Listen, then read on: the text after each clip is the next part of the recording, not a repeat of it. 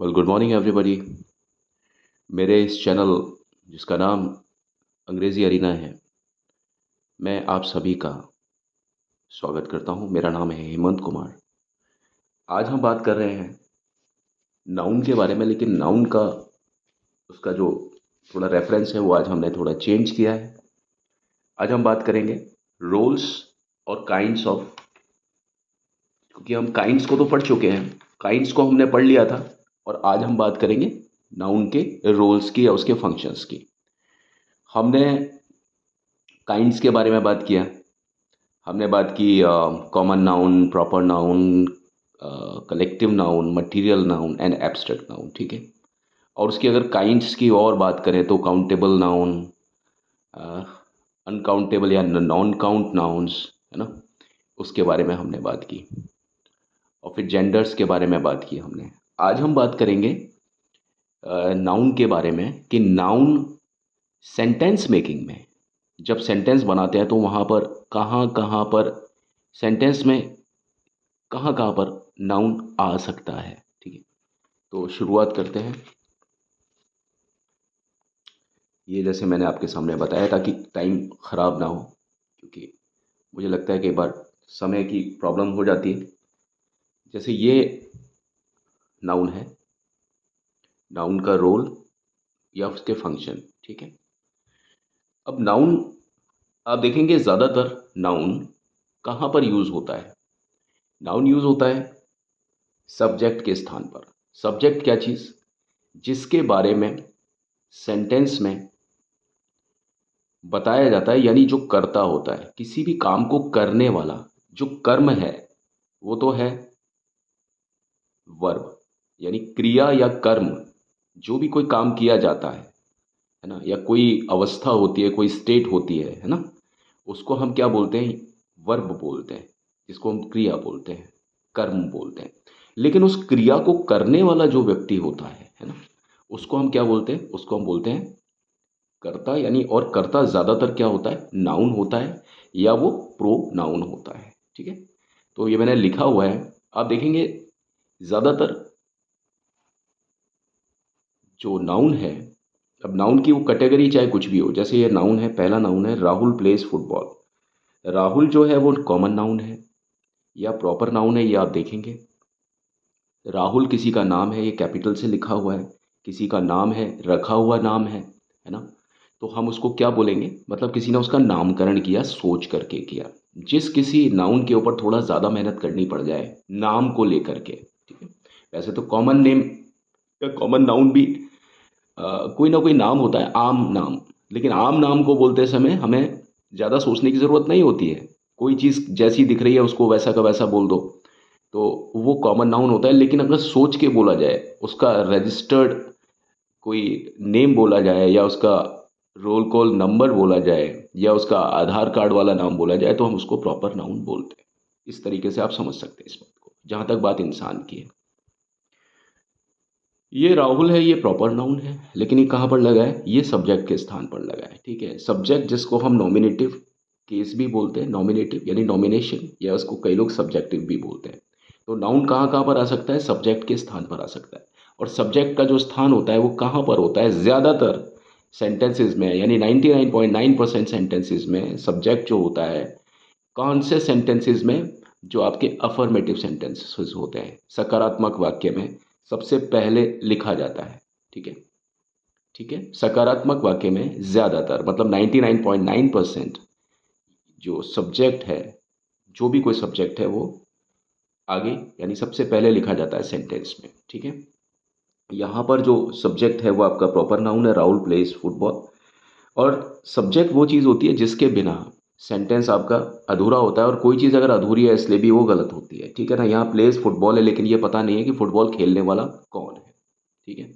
तो इस सेंटेंस में फुटबॉल तो है, यानी ऑब्जेक्ट तो है, लेकिन यहाँ सब्जेक्ट की कमी है, सब्जेक्ट नहीं है। जिस ट्रेन का इंजन गायब है वो ट्रेन कहीं भी नहीं पहुंच सकती है, ये आप समझ लीजिए। ये ट्रेन के डब्बे हैं और ये ट्रेन का इंजन ही गायब है, तो आप समझ लीजिए वो डब्बे कहाँ पर पहुंचेंगे? कहीं नहीं पहुंचेंगे, सिर्फ वो वहीं खड़े रहेंगे, ठीक है। आप देखिए कि इसके ये प्रोनाउन है, ही है जो प्रोनाउन है, लेकिन प्रो के पीछे भी नाउन लिखा हुआ है। प्रो मतलब क्या? कोई किसी के स्थान पर प्रयुक्त हो जाए उसको प्रो बोलते हैं ज़्यादातर, है ना। तो नाउन जो है, नाउन का प्रो क्या है, प्रोनाउन है। तो राहुल की जगह पर हम क्या लिख सकते हैं, ही लिख सकते हैं, अकेला है, he plays football, full stop, ठीक है। ये वाक्य बन गया, लेकिन ये यहाँ पर हम इसको प्रोनाउन कहेंगे, और प्रोनाउन भी नाउन का ही एक वेरिएंट होता है, लेकिन वो उसका सब वेरिएंट होता है, ये हम मानते हैं, ठीक है, उस तरीके से। अब बात आ जाती है, यहाँ तो ये बात किसकी थी, प्रॉपर नाउन की थी, यानी ये वो राहुल था।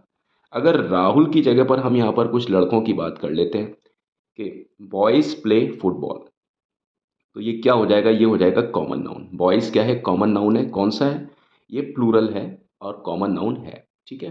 तो ये बात किसकी आ रही है, ये दोबारा से उसी चीज़ की आ रही है बात, कि जो स्टार्ट में लिखा हुआ है और नाम है, या तो वो साधारण नाम है, तो ये कॉमन नाम है, ये साधारण नाम है, किसके स्थान पर आ रहा है, ये सब्जेक्ट के स्थान पर आ रहा है।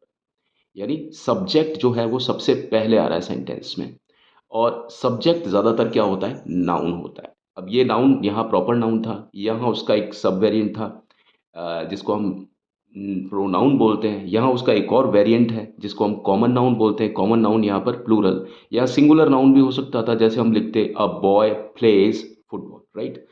अब देखिए, पुलिस इज अ बॉडी, एक संस्था है, ठीक है। तो पुलिस इज अ बॉडी, यानी ये कलेक्टिव नाउन है।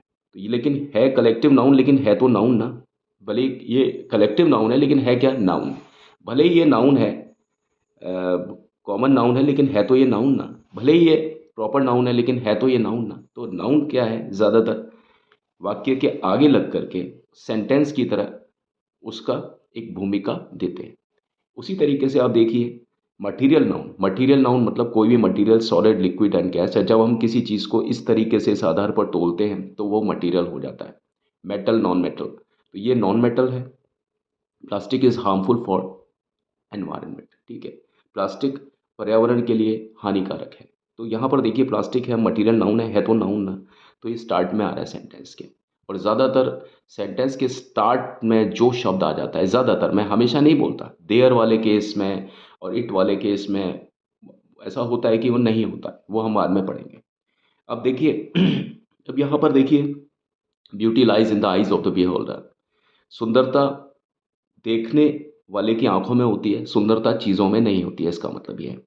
अब देखिए, यहाँ पर जो ब्यूटी है ये क्या है, ये एब्स्ट्रैक्ट नाउन है, यानी अमूर्त संज्ञा। अमूर्त मतलब जिसकी कोई मूर्ति नहीं बनाई जा सकती, जिसका कोई भी शेप और साइज नहीं हो सकता, या इतना बड़ा होता है शेप और साइज उसका कि हम उसको अपनी आंखों से, नेकेड आई से नहीं देख सकते, बिल्कुल नहीं देख सकते। लेकिन ये एब्स्ट्रैक्ट नाउन है, अमूर्त, तो ये ब्यूटी है, ठीक है। तो ब्यूटी की पोजीशन देखिए आप, ये फर्स्ट पोजीशन पर है, यानी ये इंजन की तरफ का, ये पूरा का पूरा एक ट्रेन है और उसमें इंजन की तरह सबसे पहले आ रखा है, तो ये नाउन है, ठीक है।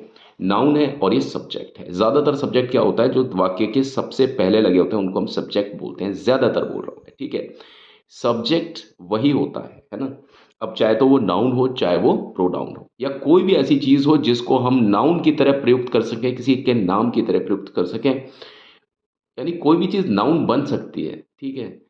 कोई एडजेक्टिव भी नाउन बन सकता है, ठीक। जैसे मान लो हम ये बोलते हैं कि beauty is a word, beautiful is a word, है ना, ऐसे बोल सकते हैं आप। आई इज़ अ लेटर, तो ये भी बोल सकते हैं आप। तो हालांकि आई जो है वो क्या है, वो प्रोनाउन है, लेकिन हम उसका यूज़ नाउन की तरह भी कर सकते हैं। तो जब भी कभी हम किसी भी चीज़ का यूज़ नाउन की तरह करते हैं, चाहे वो कैटेगरी कोई भी हो, चाहे वो कॉमन कैटेगरी हो, चाहे वो कलेक्टिव कैटेगरी हो, चाहे वो मटेरियल कैटेगरी हो, चाहे वो एब्स्ट्रैक्ट कैटेगरी हो, चाहे वो प्रॉपर कैटेगरी हो, उसकी ज़रूरत और या उसकी पोजीशन होती है ना, वाक्य के स्टार्टिंग में होती है ज़्यादातर। अब देखिए, ये फर्स्ट पर है, ये भी फर्स्ट पर है, पोजीशन में, यानी पहले स्थान पर है, ये भी पहले स्थान पर है, ये भी पहले स्थान पर है, और ये प्रोनाउन जो है शी, ही है, क्योंकि राहुल की जगह पर हमने इसको यूज़ किया, तो ये भी पहले स्थान पर है। और ये राहुल जो है प्रॉपर नाउन, ये तो पहले स्थान पर है ही। तो हमने इसका पहला यूसेज सीखा कि नाउन का जो यूसेज होता है वाक्य बनाने में, देखिए सारे के सारे वाक्य हैं, तो वाक्य बनाने में नाउन की पोजीशन कहाँ पर होती है, सब्जेक्ट के तौर पर होती है, तो वो वाक्य में सबसे आगे की तरफ आता है। जैसे कि किसी भी ट्रेन में सबसे पहले कौन खड़ा होता है, इंजन खड़ा होता है, और उस इंजन को हम ज़्यादातर क्या बोलते हैं, सब्जेक्ट बोलते हैं। और जो सब्जेक्ट होता है वो ज़्यादातर, ज़्यादातर मतलब 99.9% वो नाउन होता है या वो प्रोनाउन होता है। ठीक है, तो ये हमने आज एक पहला फंक्शन सीखा। और नाउन को अगर हम काइंड्स में देखते हैं ना, कलेक्टिव नाउन और ये सारी चीज़ें जो होती हैं, मटीरियल नाउन हुआ, एब्स्ट्रैक्ट नाउन हुआ, ये आपका प्रॉपर नाउन है, कॉमन नाउन हुआ, ये याद करने में सही है, ये बढ़िया है, कैटेगरी देते हैं हमको। लेकिन जब हम वाक्य लिखते हैं तो हमें इस तरह से वाक्य को इवेल्युएट करना पड़ता है। ठीक है ना, तो अब आपने पहला वाला इसका यूज सीख लिया कि नाउन एज अ सब्जेक्ट और noun is the nominative case और द सब्जेक्टिव केस। अगले वीडियो में मैं नाउन का जो दूसरा रोल है वो मैं आपको बताऊंगा। तब तक के लिए मुझे आज्ञा दीजिए। मेरे इस चैनल को लाइक, शेयर, सब्सक्राइब और कमेंट ज़रूर कीजिएगा, क्योंकि इंग्लिश के नाम पर ना जाने क्या क्या चीज़ें परोसी जा रही हैं, और मैं उसके आपको एग्जाम्पल्स भी देता जा रहा हूँ। ठीक है, कई बहुत महान विभूतियाँ हैं जो कि अंग्रेज़ी को बहुत अच्छी तरीके से पढ़ाती हैं, लेकिन फिर भी कुछ लोग ऐसे हैं जो कि बहुत ज़्यादा गलतियाँ जानबूझ करके, या मुझे नहीं पता कैसे, लेकिन जो गलतियाँ होती हैं और इतनी ब्लंडर्स होते हैं, मैं उसको मिस्टेक नहीं कहूँगा, कि वो बहुत ज़्यादा दिक्कतें करती हैं लोगों को, स्टूडेंट्स को भ्रमित करती हैं। तो भाई ठीक है, जो मेरा कर्म है वो मैं कर रहा हूँ, और बस ठीक है। Thank you, have a nice time, may God bless all of you.